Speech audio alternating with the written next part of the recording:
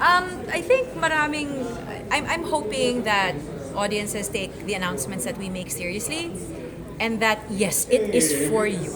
It is not just for the person sitting beside you. I mean, I understand that there are going to be a few cases where you'll have someone who has health issues that will need to keep their phones parang easily accessible in case they have to call an ambulance to come to the theater.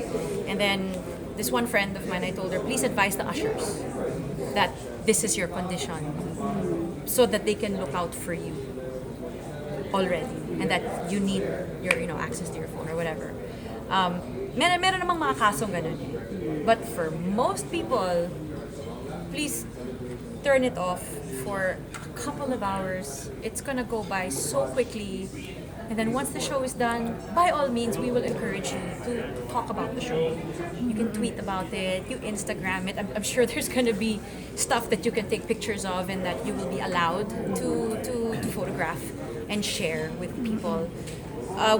We want the audiences to completely experience the show without being disturbed or distracted, because it becomes more fun to talk about it after when you get the full experience, and it's always fun. And the Atlantis shows are so complete in the experience. It's not just text exploration. It's the sets. It's how the sets are utilized. It's how the actors interact with the environment. It's the emotional investigation into certain pieces of material. It's the stuff that like Bobby and his design team think of, and it makes it exciting for us. So we want that excitement to be felt by the audiences, 100%, without having to worry about, you know what, if you're in they'll wait. Your phone will wait.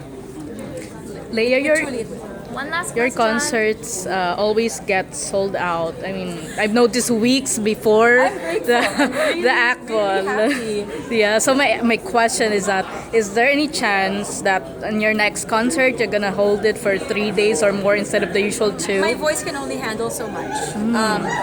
Because normally how I do concerts here, what happens is we do a full dress rehearsal, which feels like the first night of the concert. Then we open, which feels like the second night. And then we close. It feels like the third day. I already know for a fact that by the time I get to the very, very last encore on the third day, I will not have anything left for a fourth. So for the sake of self-preservation, I limit as much as possible to performances. And that's it. I mean, normally in the States I'll be able to do 3 because usually rehearsals happen and then you do your first night and it's the exact same show when I'm touring around the US or the UK. There's no need for rehearsal anymore. So then I can do like 3 in a row. But for the ones in Manila, it's like full dress rehearsal with orchestra, makeup, costumes, or outfits. And then the actual shows are actually performance number 2 and 3. It's never 1 and 2. More taxing. So it's more taxing on me, but it's more rewarding for me to do it that way, to have a full dress, so that all of the kinks, all of the things na pwedeng mangyari na makamasira, magkamali, mga mali ko when I'm like, and sometimes I'll make a mistake in the dress rehearsal, and it's like it's nice to be able to get a crack at it, to know how it feels in under performance conditions, before we have an actual paying audience there, so that they get a show that we've ironed out super instead of you're ironing things out performance na, and then the audience does not get the best that we can give them. So we do what I do, how I do it, because I appreciate the audience enough to give them the best show that we can give them. Thank you guys.